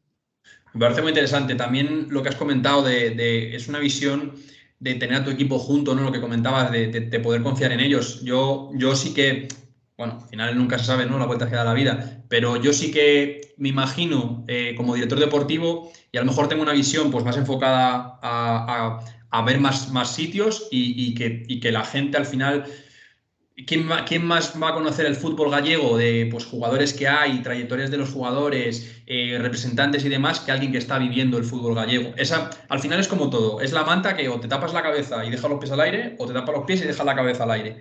Siempre es demasiado corta. Entonces hay que elegir y priorizar lo que tú has dicho, tu modelo, que es gente cerca, que obviamente van a conocer muchísimo mejor qué es pues eso, lo que necesita el equipo, lo que vive día a día, cómo ves tú el fútbol también y cómo lo ve tu cuerpo técnico, contra la capacidad a lo mejor de ver más fútbol y a lo mejor que ese fútbol incluso sea un poco más en detalle, ¿no? Sí, pero ese tipo de roles los utilizaríamos para ponernos en alerta, por Ujú. ejemplo. Que Ya. nos salte la alerta y a partir de ahí ya verlo. Pero creo que eso es duro a la larga para un scout. Un scout sin tomar decisiones es duro. Yo sé que en élite existe y seguramente si progresamos vayamos a ese lugar, está claro, está claro. Pero no Ujú. hay que descontextualizar dónde estamos. A día de hoy no hay que descontextualizar dónde estamos y tener scout para que nos pongan alerta sobre jugadores no es el momento ni de Sanse, ni de Alberto Lozano como director deportivo, ni de Adrián Vico como secretario técnico. Sí, a ver, ahí estoy de acuerdo contigo, es fundamental. Al final el contexto es muy particular y obviamente no sé, el Sporting de Lisboa, que es una de las secretarías técnicas más amplias del mundo, pues tendrá scouts en 1000 países, ¿no? Pero el Sanse al final es lo que es y quizás primáis en vez de cantidad, calidad, que es totalmente, es una decisión, vamos, no es que es respetable, es que seguramente es pues, una decisión muy acertada. Yendo ya un poco más al tema concreto, esos partidos que veis, esas categorías que seguís, ¿cómo las recopiláis luego? No sé si hacéis un informe de partido, un informe luego de los jugadores en detalle, o simplemente hacéis informe de los jugadores que os gustan. ¿Cómo recopiláis esa información y cómo, digamos, luego la almacenáis? A ver, y hablo en primera persona porque antes no tenía equipo de trabajo, ¿vale? Estaba Ujú. solo yo en la dirección deportiva. Empecé haciendo informe de todos los jugadores que veía en un partido. Y eso me di cuenta que era una locura, era innecesario. O sea, me quitaba mucho tiempo de ver más partidos. O Claro. sea, pasaba mucho tiempo haciendo informes. Entonces nos hemos ido a un modelo de solo hacer informes de los destacados. Y una vez que se destaca un jugador, evidentemente, si ya ves otra vez el partido en el que juega ese jugador, bueno, pues vuelves a hacer un informe y vuelves a meter a jugadores destacados. Pero Ujú. solo hacemos informes sobre los jugadores destacados. No hacemos informes de partidos enteros, Ujú. porque necesitamos ver partidos. Lo más importante es lo que tú has dicho antes, verdad que estábamos hablando de otra cosa, pero tener información y tener mucha información para Ujú. ser mejores en las negociaciones, abaratar plantilla, que los agentes vean que no tienen el poder porque lo tenemos nosotros, porque si el chico no firma con nosotros, no vamos a por otro jugador. Necesitamos ver partidos, no Ujú. necesitamos estar todos escribiendo. Evidentemente, es importante informatizar las cosas y dejarlas plasmadas y en la base de datos y cuando llegue verano irte a ver lo que has puesto de los jugadores, evidentemente es importante, pero le damos más importancia a ver partidos. Ujú. Después de esos destacados que has comentado de los jugadores que destacáis, ¿cómo hacéis luego para tener el seguimiento? ¿Cada cierto tiempo veis algún partido de ellos? ¿Hay alguna fase distinta en la que sea pues, un poco más a ver partidos en general y luego una más a concretar los jugadores que habéis visto os han llamado la atención? ¿Los tenéis en una base de datos simplemente con el nombre? ¿Cómo tenéis clasificados o seguidos esos jugadores? Intentamos democratizar mucho a todos los equipos. Le Ujú. damos oportunidad de manera similar a todos los equipos, ya sea un equipo que ha podido quedar último, como un equipo que ha podido quedar tercero, como en tercera ref un equipo que ha quedado octavo, porque la experiencia, la corta Ujú. experiencia, en caso, nos ha dicho que hemos firmado jugadores de equipos que no han hecho un gran año, que nos han salido muy bien. Entonces intentamos democratizar mucho eso. Luego, el modelo dentro de la base de datos es un modelo de ascenso y descenso. Dependiendo de las notas que vayan teniendo los destacados, los descendemos a una categoría menor o los ascendemos a una categoría mayor para que de manera visual siempre tengamos arriba los que mejores notas tienen. Sí, eso fue algo muy interesante cuando tuve la oportunidad de ver cómo trabajabais, que desde lo que más me llamó la atención, ese ranking, digamos, ¿no? Por así decirlo, bueno, al cabo le hemos visto a cada jugador 4 o 5 partidos, pues de todos los que hemos visto que nos han destacado de ese puesto, pues este es el orden en el que deberíamos seguir para si mañana tenemos una baja, porque es algo que me parece muy importante, que no siempre se tiene en cuenta en este ciclo, digamos, de scouting, y más en equipos de esta categoría, que realmente, no sé si ahora me corriges, pero yo no sé si hay unos límites para inscribir jugadores, como hay en primera división, que son el mercado de verano y el mercado de invierno, pero tienes que estar siempre preparado para incorporar jugadores en cualquier momento, porque puedes tener una lesión de larga duración, puedes tener un jugador que pide una baja, puedes tener cualquier imprevisto y tienes que en todo momento saber a por qué vas a ir primero, ¿no? Sí, sí, claro. Por eso no creo que sea la mejor base de datos del mundo, porque no lo creo, pero es la nuestra y es con la que nos entendemos. Entonces, siempre a los jugadores que mejores notas han tenido los tenemos arriba y de manera visual nos ayuda. También yo te explico muy rápido, verde es firmar seguro, azul seguimiento exhaustivo, naranja es el seguimiento a largo plazo. Llega un momento en que a lo mejor el mercado te lleva a hacer a un jugador naranja de seguimiento de largo plazo. Porque el mercado te lleva ahí, por el dinero que te queda, porque el jugador está deseando venir, porque tienes una reunión con él y ves algo diferente, nunca se sabe. Pero no es algo estanco, pero sí es algo en lo que intentamos basarnos para hacer diferentes listados de jugadores. Otro tema que también está un poco, viene de la mano con esa decisión de que tu cuerpo técnico, de que tu cuerpo de trabajo esté contigo en el día a día, es el tema de visualizar los partidos. Entiendo que al final la mayoría de partidos que visualizáis es en remoto, ¿no? Es por televisión o por ordenador. Este es otro de los puntos de debate. Yo en este punto sí que estoy más de acuerdo contigo, en el sentido de que al final, ¿cuántos partidos hay que puedas ver físicamente a la semana? Pues en el domingo, pues a lo mejor puedes ver 3 partidos si tienes suerte, o 4, si tienes suerte de que son escalonados en segunda red, que juega uno a las 10, otro a la 1, otro a las... Pero no suele ser, como mucho puedes tener 3 partidos. Entonces, al final, si solo ves partidos en directo, va a haber muchísima información que te vas a perder y muchos partidos de grupo que no vas a ver. Realmente, un scout profesional que ve todos los días fútbol, pues a lo mejor lo que hará 70-30, ¿no? De ver directo y demás. Pero en vuestro caso, además, prácticamente no tenéis capacidad para ver a los jugadores que ficháis casi en directo. Entonces, ¿cómo entiendes tú esa problemática? A ver, en los lugares en los que estamos a día de hoy, en los que llega verano y tenemos que, como te he dicho, tenemos que hacer 21 negociaciones, solo con ver partidos en directo, creo que no te da. Dentro de mi opinión, creo que no te da. Entonces, para nosotros, visualizar partidos en portátil a través de diferentes plataformas es algo determinante. Es algo determinante. Y lo que tú decías de trabajar juntos en el mismo despacho. Es que de repente, yo qué sé, me estoy viendo un Bilbao Athletic Brea y de repente me salta Adri diciendo, joder, vaya pepino, he visto en el San Roque del Lepe. Y ya me dice el nombre y ya hablamos porque yo a lo mejor lo he visto. Entonces estamos como muy conectados en el día a día parece una valoración de andar por casa, lo que te estoy diciendo, la conversación de vaya pepino, pero es una valoración. Sí, Entonces claro. ya la tenemos, esa valoración. Y ya recordamos que hemos hablado de ese jugador, de que ha metido un golazo contra el Vélez en un campo difícil, contra un rival difícil. Por ejemplo, el otro día del Alcira, también otro jugador. Pues yo no lo había visto, porque a veces que había visto al Alcira no había jugado ese jugador. Pero ya Adri me lo pone en órbita. Y inconscientemente veo las alineaciones y veo si está jugando ese jugador. Pero yo no lo había visto. Entonces, para nosotros es muy importante tanto estar juntos como ver partidos en portátil, porque es que estamos saliendo a lo mejor a 2 partidos diarios por persona, que esos son 4, y en 2 días o en 3 días de la semana vemos más partidos que lo que podemos ver en un fin de semana, entero. Sí que al final el gran temor de la gente es un poco joder, es que a lo mejor firmo un jugador que no le he visto en todos los contextos en directo. Mi opinión es que hoy en día, sí, el directo es lo mejor que hay, está claro. Es donde más información puedes coger, pero el ver jugadores pues, por YouTube o por cualquier canal que sea, ¿no? Pero por Web Scout o que sea, te da un montón de información del jugador. Y no sé cómo es tu experiencia, ahora quiero que me la cuentes, firmar jugadores sin haberlos visto en directo o habiéndolos visto a lo mejor una vez que has podido cruzar. La gente tiene mucho miedo a eso, a firmar un jugador que no le es que a ver si le voy a ver y voy a ver como un gesto al banquillo que no me va a gustar. Seguramente no veas nada y seguramente, aunque veas un gesto, pues al final lo tienen todos los jugadores, ¿no? No sé.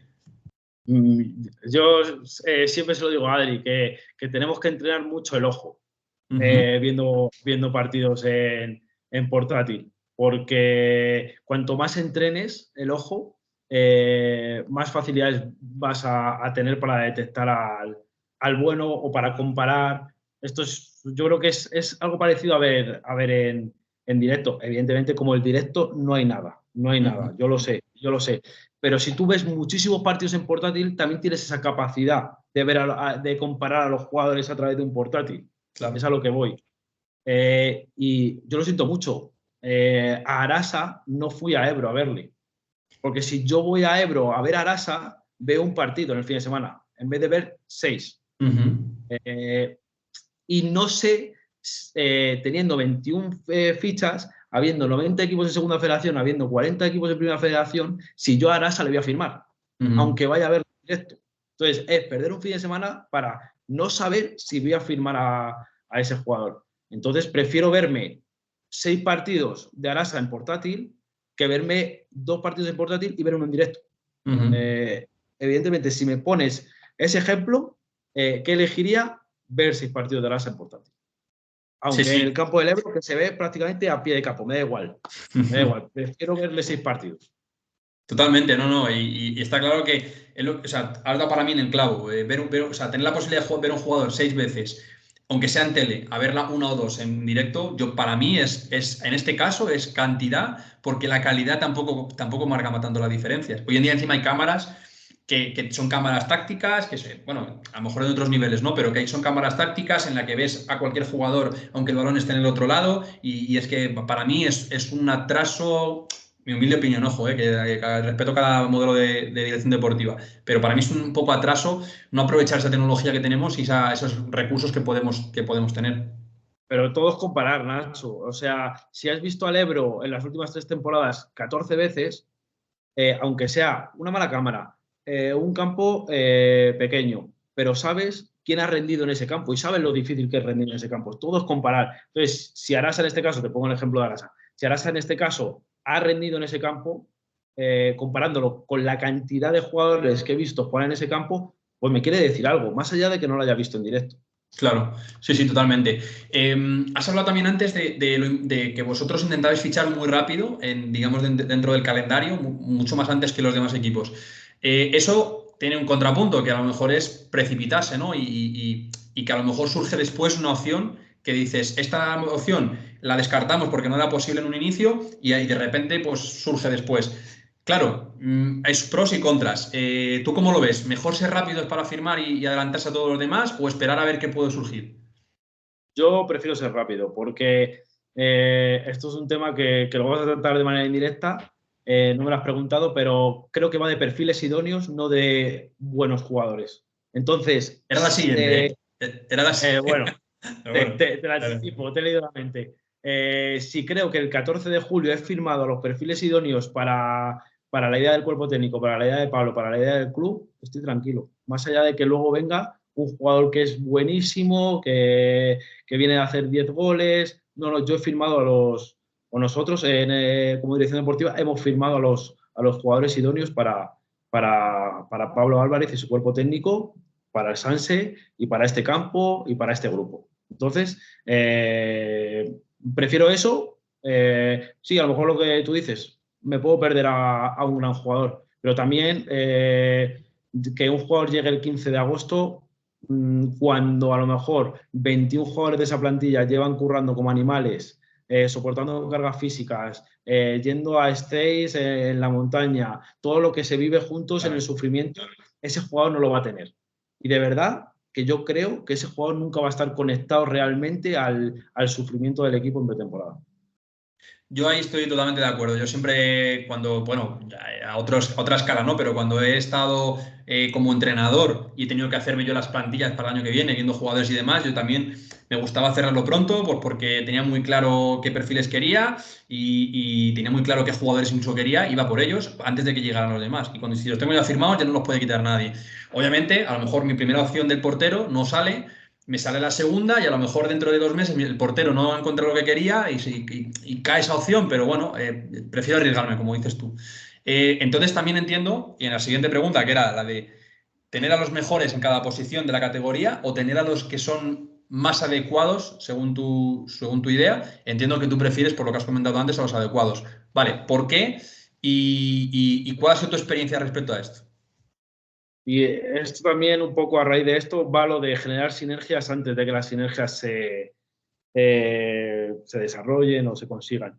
También creo mucho en los roles. No todos pueden venir con un estatus o de titular, o de gran fichaje, o de estrella. No, creo que es muy importante que nosotros desde la dirección deportiva establezcamos los roles antes de que suceda. Evidentemente creemos en que los roles cambian, pero si todos son grandes trayectorias, a todos se les dice que viene a jugar de titular, creo que hay un problema, porque la tolerancia a la frustración va a ser muy pequeña y en cualquier momento esa frustración va a hacer que el jugador estalle y que la gestión del grupo pues se vea afectada.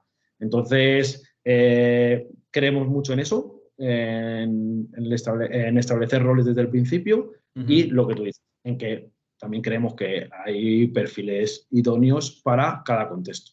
No todo... te voy a poner un ejemplo y que no suena mal y te voy a poner un ejemplo con nombre y apellidos, ¿vale? No suena mal, porque me parece un jugador que siempre da un rendimiento increíble, que es Álvaro Sánchez, el delantero de Adarve, que ya lleva 9 goles, que es increíble. Pero es que tanto Pablo como el propio jugador sufriría en nuestro contexto. Entonces, ¿para qué vamos a traer a un jugador que va a sufrir? Y es buenísimo. Por ejemplo, en Adarve increíble, en Móstoles increíbles. Si es que es muy buen jugador, pero no para nosotros, no para nosotros. Ni para nosotros, para las ideas del entrenador, ni para nosotros como club. Por eso yo creo que es tan importante tener una persona, y volvemos otra vez al mismo tema de antes, un director deportivo o alguien encargado de hacer esa captación. Porque lo fácil o sea, al final, volviendo un poco a la entrevista que tuve el otro día, lo dije también y es que es mi opinión. Yo te digo que yo y otros 4 scouts de la categoría que sea, vamos a ver un partido y todos somos capaces de destacar a los mismos jugadores. Es decir, al bueno lo ve todo el mundo. Pero lo que tiene que hacer un buen director deportivo en este caso, un buen scout, es detectar de otros jugadores que a lo mejor no brillan tanto porque no han metido los 3 goles del partido o no han dado las asistencias o no han salvado los goles, qué jugadores de los que no se ven tanto te pueden encajar en tu idea. Porque es que a lo mejor ese jugador que ha metido 7 goles en tercera ref y que la gente dice, va, 7 goles tampoco es tanto, un delantero tiene que meter por lo menos 20 para que pueda subir a segunda ref. Tú dices, no, pero es que a lo mejor ese jugador en mi contexto se potencia. O en mi contexto no me mete 20, pero me mete 7, pero es que me da muchas más cosas, ¿no? Que es lo que busco también de un delantero. Sí, eso yo creo que son 2 cosas. Intuición, muchas veces hay ese apartado de intuición que no hay que menospreciarla, porque en todos los trabajos de responsabilidad hay gente que tiene más intuición que otra para acertar, y conocimiento absoluto del entrenador. Eso hay que formarse muchísimo e invertir mucho tiempo en el conocimiento del entrenador, en cómo piensa en situaciones malas, en qué hace en situaciones malas, en qué hace en situaciones buenas, en qué hace cuando el rival está en bloque bajo, en qué momentos de la temporada, por nuestro estilo, los rivales están más en bloque bajo, más en bloque medio, más en bloque alto.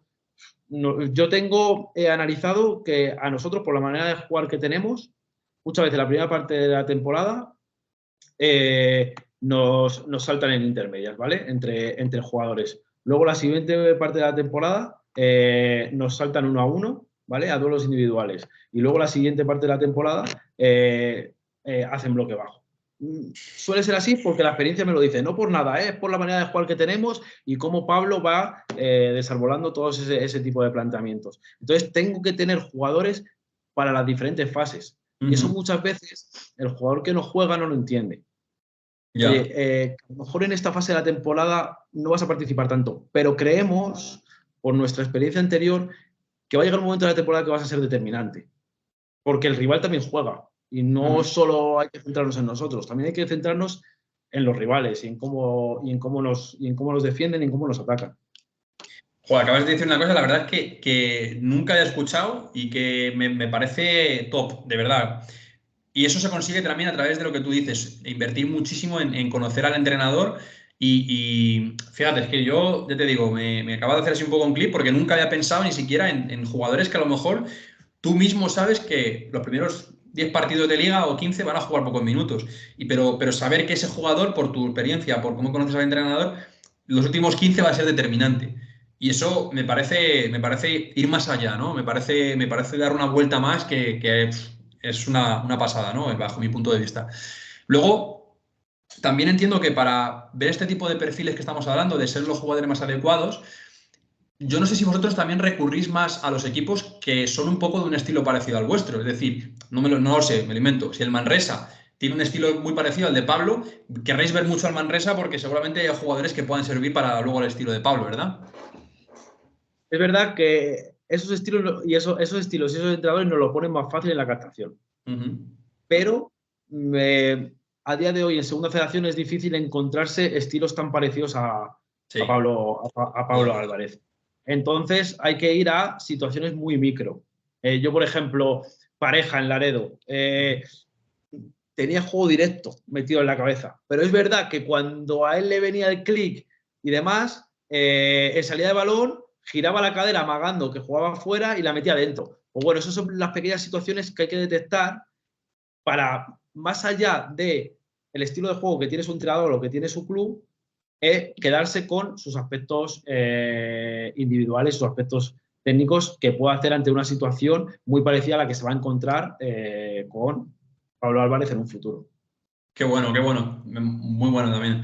La verdad es que está siendo para mí súper súper enriquecedor porque, y yo sabía que íbamos a sacar este tipo de cosillas porque ya te digo que quizás pues no es un primera ref donde estás, ¿no? No es un segunda división, primera, pero al final el trabajo, y es un poco lo que quiero hablar al final del podcast, que ya va quedando poquito, es eso, que al final el trabajo hay que ser profesional en donde estés y en la categoría que sea. Ya como te digo, vamos a ir cerrando un poco la charla, vamos a tocar los últimos temas. Vamos a uno que me resulta muy llamativo y siempre me gusta saber con el máximo detalle que me podáis dar, ¿no?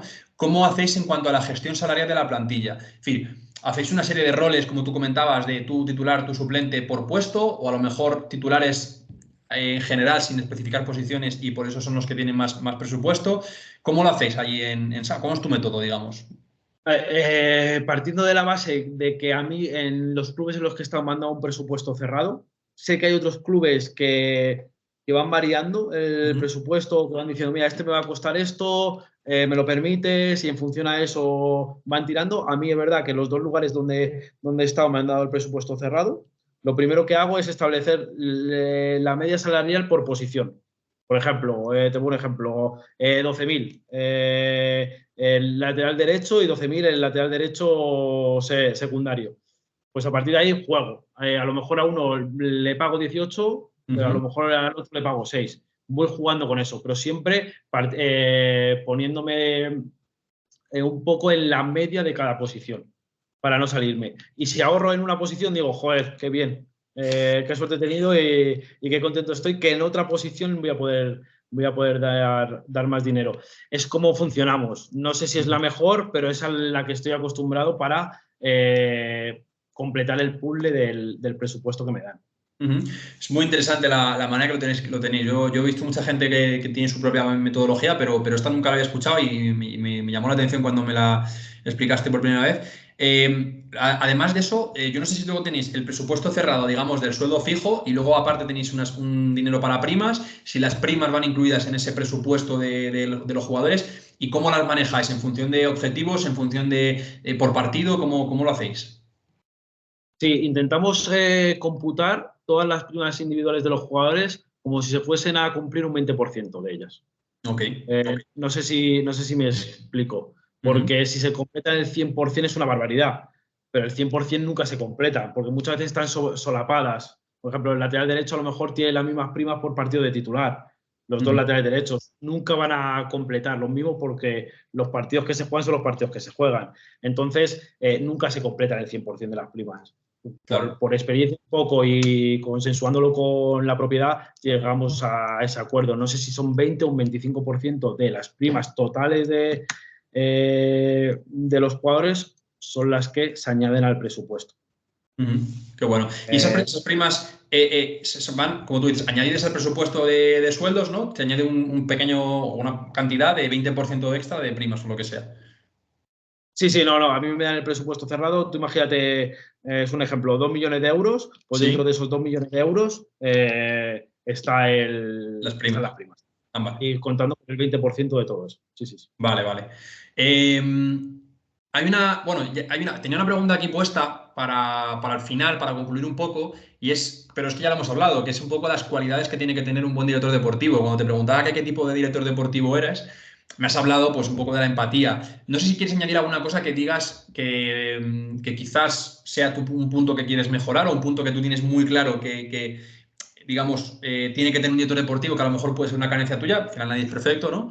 Y también me gustaría también enlazarlo con otra pregunta que va a ser la última y que es que ¿qué le recomendarías a una persona que, digamos, está escuchando este podcast, está empezando y dice, joder, me gusta el mundo de la dirección deportiva, quiero empezar, ¿cómo puedo hacerlo? Eh, a ver, empiezo por la primera, perdón, Nacho, que se me ha ido la primera porque estaba pensando en la segunda, que ha sido lo primero. Perdóname. Lo de las cualidades del director deportivo. Ah, vale, sí, perdóname. Mira, una de las cosas en las que yo tengo un déficit, que es en saber de muchas cosas, pero un poquito. Por ejemplo, saber de derecho, un poquito. Saber de leyes, un poquito. Saber de economía, un poquito. Saber de convenio con patrocinadores, pero un poquito. Entonces, eso, este año me estoy formando mucho en eso y presto mucha atención a eso. Pero es verdad que es un puesto pues, que vas a tener que tratar de muchos temas, vas a tener que saber de muchas cosas, pero evidentemente yo intento tirar por mi aspecto técnico y mi aspecto táctico. Creo que a día de hoy es como más valor doy a los clubes. Entonces, aparte de formarme en otras cosas que van a ser un plus, sigo formándome muchísimo en el aspecto técnico y en el aspecto táctico. Y por otro lado, ¿qué le recomendaría? La que me cuesta recomendar, pero yo voy a decir una cosa que me ha venido muy bien, Eso es. que es ir a terapia. Creo que tener una gran formación interior te va a ayudar a entender mejor el puesto. Creo que es algo que siempre que me preguntan yo lo digo con mucha claridad. Yo llevo yendo a terapia 4 años por diferentes situaciones, no solo por ser mejor, pero me ayuda a estar más en paz, me ayuda a tener un mayor conocimiento de mí mismo, a tener un mayor conocimiento de los demás y en este puesto, con todas las presiones que se tiene, con todos los problemas que te llegan, tanto presión externa, presión interna, problemas de jugadores, gestión diaria de personas, creo que es importantísimo conocerse a sí mismo y sobre todo estar en paz con lo que haces. Más allá de que se vean todos los partidos del mundo mundial, que entrenen el ojo experto, que sean capaces de comparar diferentes categorías, que vean cuánto cuestan los fichajes en la élite, cuánto cuestan los fichajes en primera ref, qué jugador era muy bueno en segunda federación y luego ha valido para la primera federación, qué jugador era muy bueno en segunda federación pero no ha valido en primera federación. Evidentemente, eso. Pero creo que es un puesto que te exige mucha formación interior. Qué bueno, fíjate que me gusta porque no es lo típico, ¿no? Que se dice que lo has dicho, pero te has hecho el foco en lo de la terapia, que es algo muy. Hoy en día, bueno, ya hemos tenido algún capítulo con psicólogas, con María, que es psicóloga profesional, con gente de élite, y es algo que cada vez está más normalizado, yo creo, ¿no? En el mundo en el mundo del fútbol.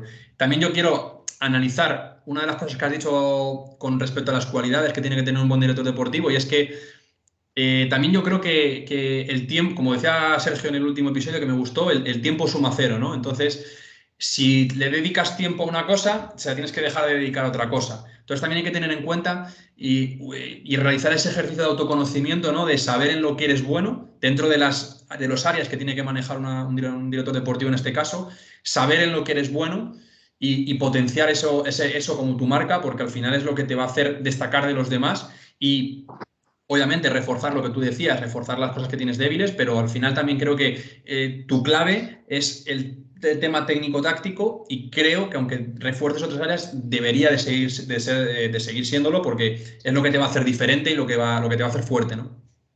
Totalmente. Además, yo tengo mucho miedo sinceramente, a que si progresamos como dirección deportiva dejemos de ver fútbol porque haya tantas situaciones que gestionar que no tengamos tiempo para ver fútbol porque con muchas reuniones que he hecho con directores deportivos de élite les va pasando eso poco a poco. Yo espero que no me pase nunca, avisar a los clubes de que faltarían muchas reuniones por ver fútbol y seguir haciendo lo que me gusta. Y lo que te digo, yo en ese tipo de cosas que me formo, como te he dicho antes, la inversión de tiempo es de manera indirecta. Por ejemplo, yo estoy hablando con el abogado y le pregunto cosas. No es que me esté leyendo un libro de derecho civil. No. En vez de ver un partido.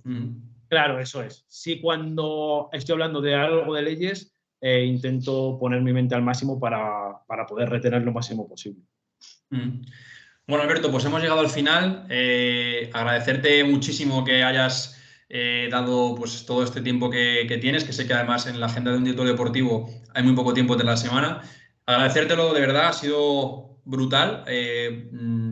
A ver, lógicamente, es mi podcast, ¿no? Lo que voy a decir, pero que siempre yo hago estas charlas para que la gente también, para aprender yo mismo, soy el primero.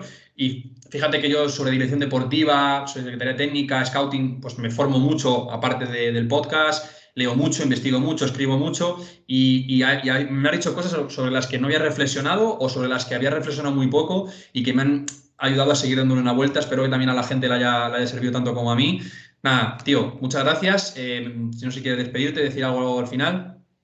Gracias a ti, que sepas que me das mucha envidia porque con este podcast recibes a muchas diferentes personalidades y eso es una formación increíble. El otro día yo soy muy fan del podcast de Noob Project y que es una marca de ropa, sí, que empezaron haciendo el podcast para formarse, no para que tuviese muchísimas visualizaciones. Evidentemente han llegado a tener muchas visualizaciones y a su programa llevan a emprendedores increíbles. Entonces, sí, que sepas que yo es una de las ideas que tengo en la cabeza, lo del podcast, porque creo que puedes recibir en tu espacio a gente muy válida y con la que te puedes formar. Así que sí, nada, gracias por invitarme a un espacio tan increíble como el tuyo y de verdad que para esto invierto el tiempo que sea. Nacho, no te preocupes. Genial, pues muchísimas gracias, Alberto. A la gente también, muchísimas gracias por el apoyo. Empezamos un nuevo año 2024 con muchas ganas, gente que va a venir como siempre a un nivel como el que ha habido hasta ahora buenísimo. Gracias por apoyar. Recordad que estamos en iVoox, en Spotify, en YouTube, que todo el apoyo que podáis dar, ya sea compartiéndolo, con me gustas, con comentarios, pues agradece un montón. Animaros también a que sigáis pendientes de cada episodio, siguiéndonos en las plataformas para saber cuándo se sube un nuevo episodio.